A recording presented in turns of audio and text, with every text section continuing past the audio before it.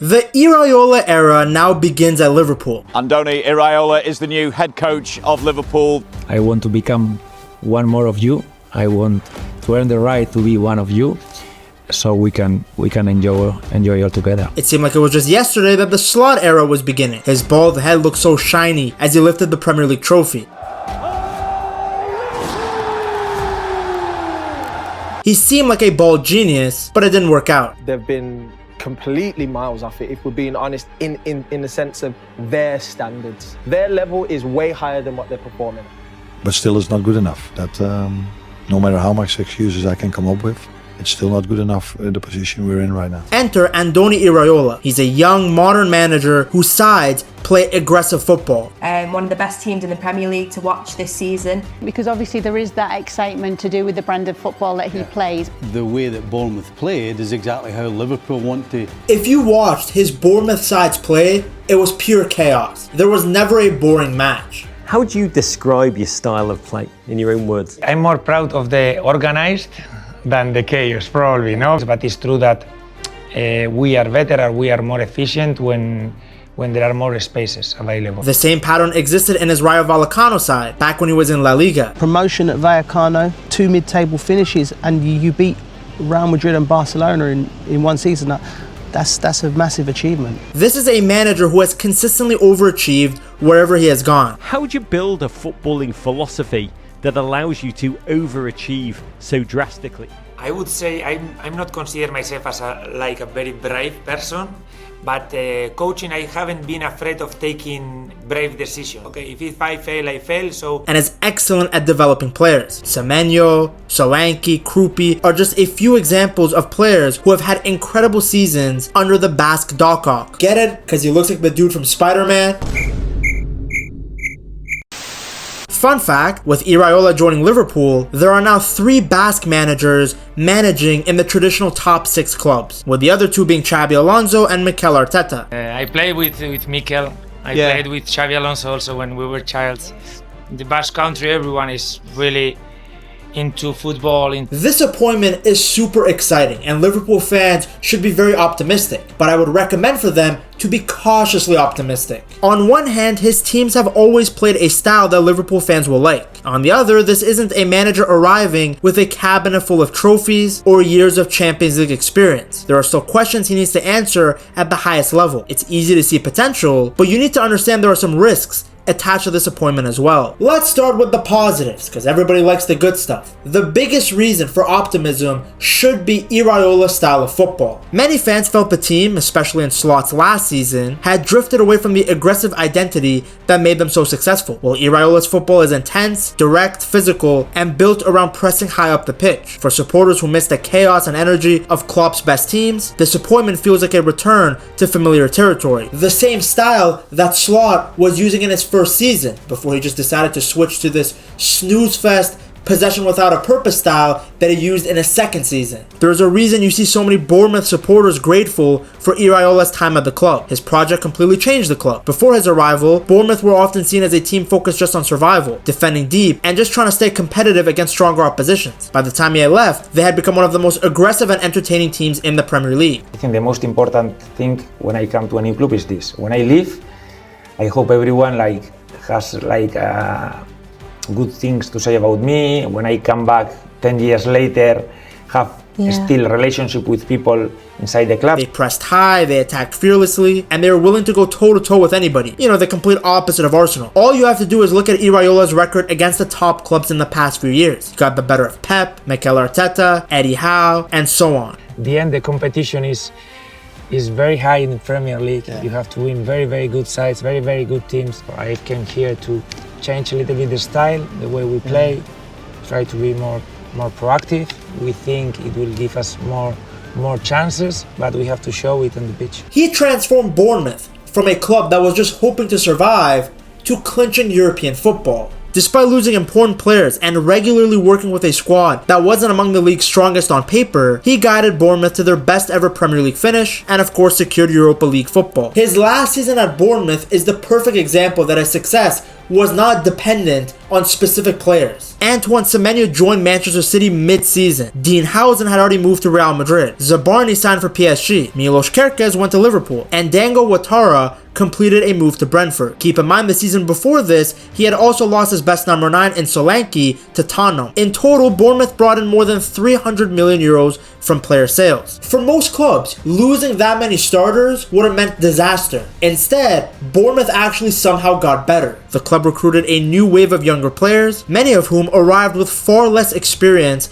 and far fewer headlines than the stars they were replacing. And that's what made this season so impressive. Bournemouth were not relying on individual stars anymore. They were relying on Iraola's system. And that's probably the strongest argument in favor of Iraola succeeding at Liverpool. The club already has better players than Bournemouth. They have more money. The real question is whether he can build a system strong enough to get the best out of them. Iraola's reputation for developing players was another major selling point. Fans look at what he did with players like Milos Kerkez and Semenyo and believe he could help unlock the next level from Liverpool's younger stars. Because one of the biggest reasons Liverpool turned to Iraola was the belief that he can finally unlock the enormous investment the club made in the summer of 2025. His style of football feels perfectly suited for the players already at the club. Liverpool spent over £300 million assembling a group of players who were supposed to lead the club into its next era. Instead, many of those signings spent last season looking uncomfortable, restricted, or simply unable to show their best qualities. A lot of that honestly came down to the system. For much of last season, Liverpool looked like a team playing with the handbrakes on. The build-up was slower, the attacks were too controlled, and several of the club's most dangerous players just never looked completely comfortable. Liverpool became a team focused only on control and possession. The chaos, speed, and unpredictability that made Liverpool so dangerous in the past was gone. No player highlighted that problem more than Alexander Isak. Now yes, he was injured for most of the season and he also missed preseason, but in the times that he did play, he did not look good in Slot's system. The club's record signing arrived with a reputation as one of the most dangerous transition strikers in world football. His pace, movement, and ability to attack open space made him a nightmare to defend against. But in Liverpool's slower build-up, those qualities were often neutralized. Instead of running into space, Isak constantly found himself waiting for the ball with defenders already set in front of him. Florian Wirtz faced a different problem. At Bayer Leverkusen, he thrived because he was given freedom. He drifted across the pitch, found pockets of space, and constantly improvised. At Liverpool, he became too structured and too predictable. Rather than playing off of his instincts, he looked like a player trying to follow tactical instructions that he memorized the night before. The fullbacks faced similar issues. Jeremy Frimpong built his reputation by playing almost like an extra winger. Milos Kerkez had become one of the most exciting attacking fullbacks in the Premier League under Iraola because of his energy and willingness to constantly push forward. Yet both players spent long stretches of the season looking restrained. Frimpong's year was made that much more difficult by reoccurring hamstring injuries. Iraola offers something very different. His football is built around speed, directness, and attacking space as quickly as possible. Instead of slowly working the ball up the pitch, his teams look to immediately attack after winning possession. We play kind of more direct, more vertical, more through the wings, crosses to the box. We are more familiarized with these things. If someone tell me, okay, no, if you play differently, you play a little bit more compact, waiting a little bit more in a low block, stay more time on the ball, you will get the result. I have no problem to adapt.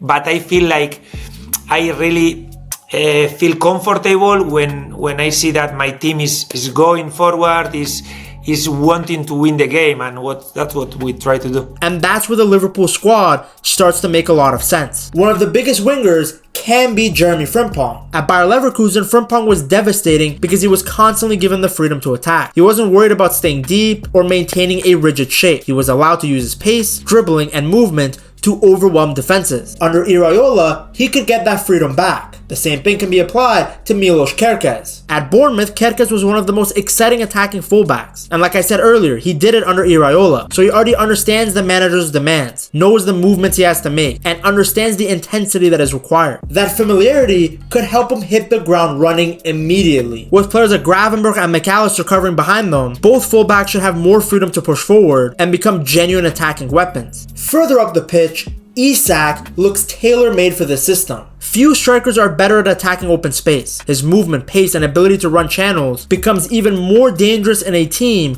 that wants to win the ball high and attack before opponents can reset their defense. Instead of receiving the ball with defenders already set in front of them, Isak could spend far more time attacking gaps and running directly at the back line. The same thing can be said about Hugo Ekitike when he comes back from injury. He was one of the few players to still look good in Slot's disastrous second season, so imagine what he can achieve playing Iraola ball. Behind them sits Florian Wirtz, and this is where things might get really exciting. As I stated earlier, one of the biggest criticisms around Wirtz last season was that he looked restricted. Iraola's transition-heavy approach could give him exactly that. When Liverpool win the ball high up the pitch, Wirtz could immediately find himself attacking disorganized defenses, combining with Isak, Frimpong and Kerkez in quick attacking moves before the opponent has time to recover. Then there's the midfield. One criticism often aimed at Iraola is that his football demands enormous physical effort. Fortunately for Liverpool, the midfield is the one area where the squad appears well equipped, although I still think they need a natural 6, but we'll get to that. Dominic Szoboszlai has the running power and intensity to lead a press. McAllister hopefully can be rejuvenated after a rough season, because at his best he brings so much quality